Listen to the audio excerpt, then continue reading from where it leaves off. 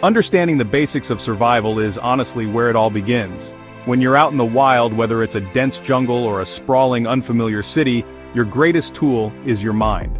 Hostile Environment Awareness Training, or HEAT, is all about sharpening that tool. It's not just about learning to tie knots or find water, it's really a way of thinking. It's about preparing you for places where things can go wrong very quickly. Think of it as a mental survival kit. HEAT teaches you to stay alert, understand your surroundings, and make smart decisions under immense pressure.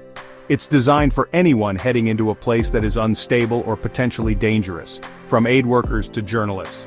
It gives you the confidence to operate when your heart is pounding. In simple terms, HEAT is a comprehensive training program that equips individuals with the knowledge and skills to navigate high-risk environments safely. The world is full of beautiful but challenging places, and sometimes your work takes you right into the heart of them.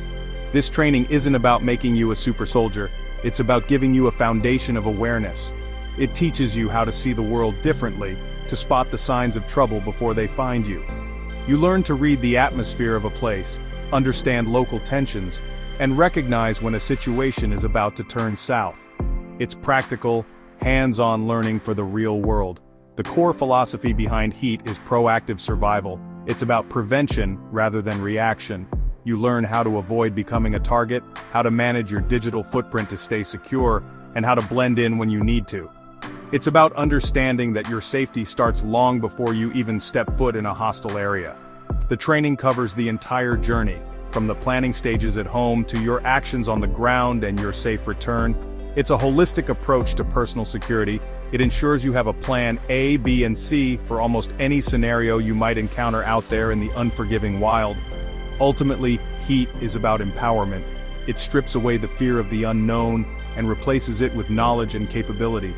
When you face a crisis, panic is your worst enemy. It clouds your judgment and leads to bad choices. This training drills you in staying calm, assessing the situation logically, and acting decisively. It's about building mental resilience, that inner grit that keeps you going when everything is telling you to quit.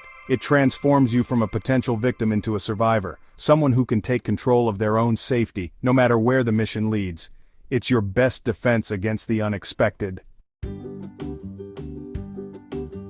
So, why is this training so crucial? The world can be an unpredictable place. Many brave people, humanitarian workers, reporters, researchers, and diplomats, have to work in regions affected by conflict, political instability, or natural disasters. These environments are complex and constantly changing. A street that was safe yesterday might not be safe today. Without the right preparation, you are walking in blind. HEAT is necessary because it gives you the eyes to see the hidden dangers. It prepares you for the what-ifs that could easily become a reality. It's about respecting the environment you are entering and understanding the risks involved. The need for HEAT is driven by a simple truth. Your standard safety rules don't always apply in these places. In a conflict zone or a post-disaster area, the normal emergency services might not be available to help you. You are your own first responder.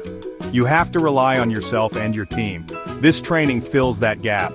It gives you the skills to handle medical emergencies, to navigate through chaos, and to communicate when normal channels are down. It's about self-reliance. It ensures that when you are cut off from support, you have the training to fall back on, which can make all the difference. Furthermore, organizations have a duty of care to their people. Sending someone into a high-risk zone without proper training is irresponsible. It puts lives at unnecessary risk. HEAT training is a fundamental part of meeting that responsibility. It shows a commitment to the safety and well-being of staff. When people feel prepared and supported, they can do their jobs more effectively. They can focus on their mission, whether it's delivering aid or reporting a story, without being paralyzed by fear. It builds a culture of security awareness that protects both the individual and the organization's objectives. Ultimately, the reason for this training is survival. It's about coming home in one piece. The dangers in hostile environments are very real. They can range from roadside ambushes and kidnappings to civil unrest and medical emergencies far from any hospital. HEAT doesn't eliminate these risks, but it drastically improves your ability to survive them. It teaches you how to react to a threat, how to escape a dangerous situation, and how to stay alive until help arrives. It's the essential bridge between being a liability and being an asset in a crisis. It's about giving you the best possible chance to see another sunrise. Heat training is not just theory, it's about building a practical toolkit of survival skills. One of the most important skills you learn is situational awareness. This is the art of constantly observing your surroundings and understanding what's normal for that environment. You learn to spot things that are out of place, a car that has been parked for too long, a person watching you too closely, or a sudden unnatural silence in a busy market. This heightened awareness is your early warning system.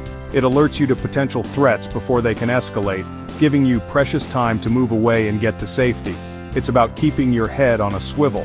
Another fundamental part of the toolkit is emergency first aid. When you're miles from a doctor, basic medical skills can save a life, your own or someone else's. The training goes beyond standard first aid. It focuses on trauma care for injuries you might see in a hostile environment like severe bleeding. You learn how to properly use a tourniquet, how to pack a wound, and how to manage a casualty until professional help can take over. These are simple but powerful actions. Knowing how to stop a catastrophic bleed in under a minute is a skill that can mean the difference between life and death. Personal safety and security tactics are also a huge part of the curriculum. This involves learning how to manage your profile to avoid drawing unwanted attention. You're taught how to plan safe travel routes, what to do at a checkpoint, and how to react if you're caught in a riot or crossfire. The training often includes simulations that put you in these stressful situations so you can practice your response. You might learn how to escape from restraints or basic self-defense moves designed to create an opportunity to flee.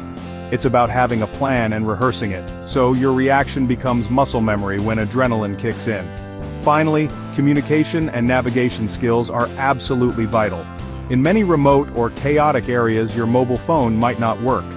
Heat teaches you how to use other tools like a satellite phone, a GPS device, or even just a map and compass. You learn how to check in with your team and your home base regularly, and what to do if you lose contact. Clear, calm communication during a crisis is essential for coordinating a response and ensuring everyone is accounted for.